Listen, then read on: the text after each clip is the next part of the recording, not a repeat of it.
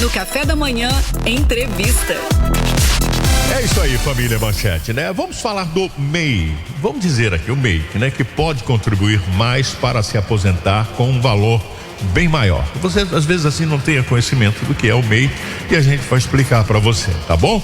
Veja bem, de acordo aí com os dados da Receita Federal, o Brasil possui, atualmente, mais de 15 milhões de microempreendedores individuais que são mais conhecidos como MEIs, né? Ou seja, uma das principais dúvidas que esses profissionais aí possuem é em relação à previdência social, visto que a contribuição, ela possui um valor fixo e também não depende da renda mensal, desde que ela não ultrapasse também o teto estipulado. Deu para entender mais ou menos?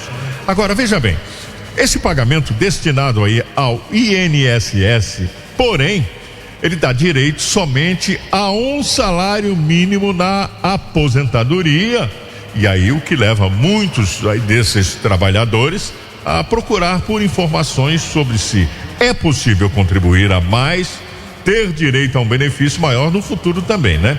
E para falarmos sobre esse assunto, né? Nós convidamos um advogado especialista de direito previdenciário, tem uma noção de tudo em relação a toda essa situação, e nós já estamos dando um bom dia aqui ao doutor Fernando Zácaro. Seja bem-vindo, obrigado pela sua participação, doutor Fernando. Dia, Geraldo, bom dia a todos os ouvintes. Antes de tudo, gostaria de agradecer o convite e fico aqui à disposição para esses esclarecimentos tão importantes sobre o MEI. Olha, doutor, a primeira pergunta que nós vamos lhe fazer aqui: existe um teto para ser o MEI aí? Existe um teto para essa situação? Exatamente. Para ser MEI, né, você precisa arrecadar até R$81 mil anuais, né? E essa situação tem até um projeto de lei para poder aumentar esse valor para 130 mil. Né? Além de tudo, esse MEI só pode ter um empregado, né? E ele não pode ser sócio em outra empresa. Então, se tiver dentro dessa situação, ele pode abrir uma MEI. É, interessante essa informação aí. Agora, doutor Fernando, veja bem, como é feito aí no caso esse cálculo? Então, na verdade, o MEI, ele recolhe com um valor de R$66, né, que são 5% do valor do salário mínimo. E essa situação só dá direito a ele a se aposentar por idade, com base no salário mínimo, e também a situação de acessar os benefícios por incapacidade. Né? Mas ele pode complementar esse valor se assim desejar. E aí essa complementação ela pode chegar até o teto máximo do INSS.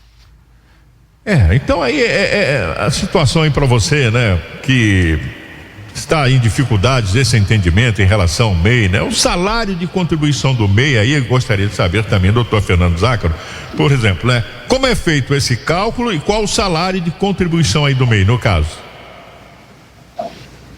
Então, o salário de contribuição do MEI, ele equivale a um salário mínimo.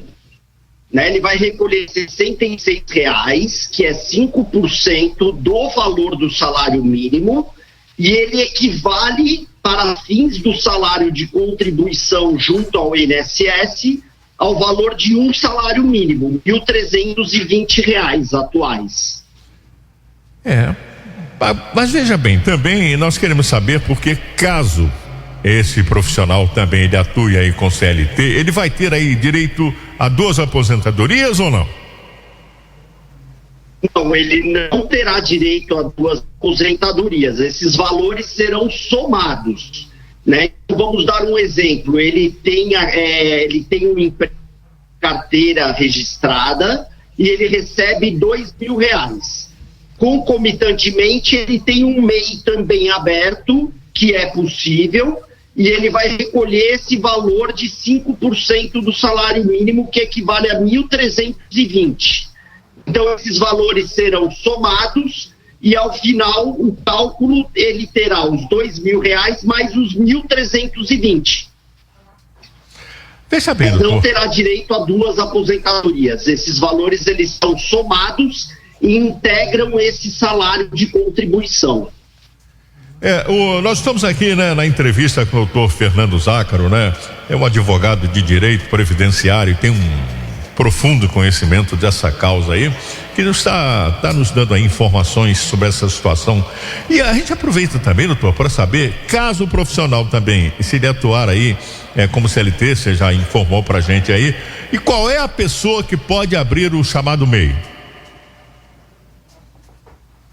Olha, para abrir o MEI, né, ele precisa de fato desempenhar uma atividade profissional que esteja relacionado às atividades do MEI, né? E isso é muito importante, Geraldo, porque o INSS ele pode pedir a comprovação dessa atividade profissional, né? Então é super importante que a pessoa realmente abra o MEI se realmente ela for desempenhar essa atividade, né? E desde que ela não acumule no ano R$81 mil, né, ela está apta a poder abrir o MEI. E o MEI, no caso aí, ele veio para substituir a CLT? Não, é uma das formas, né, que você tem para poder empreender, né?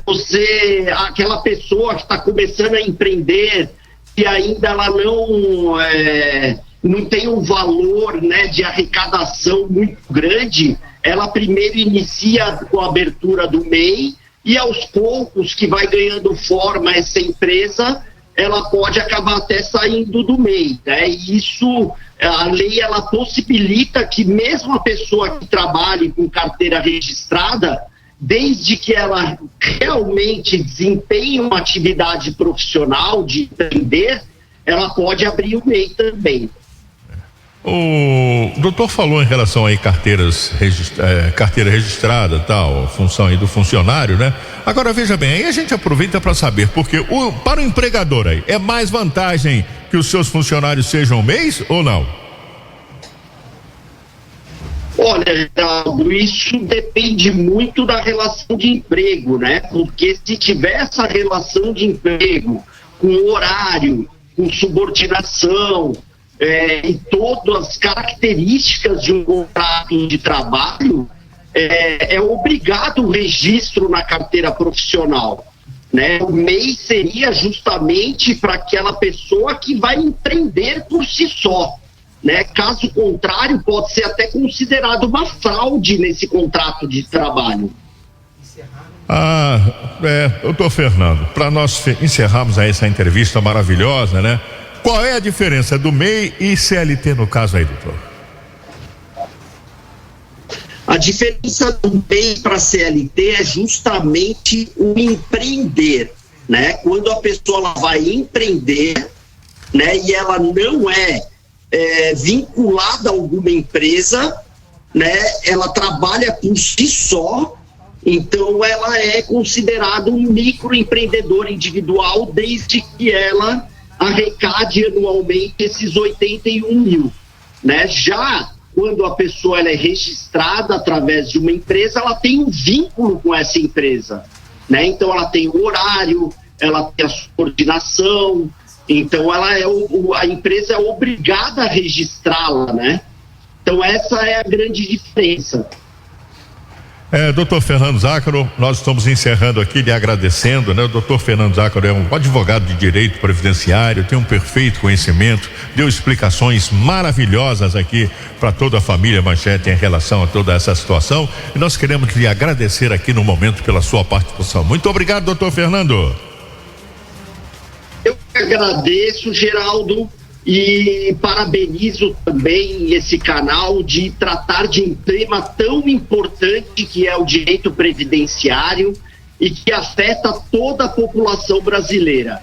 E fico aqui à disposição para qualquer outra situação que o programa precisar. Tá bom, doutor, muito obrigado, que o senhor tenha aí uma boa semana também. Estamos juntos aí, tá bom? Um abraço. Geraldo, obrigado pelo convite.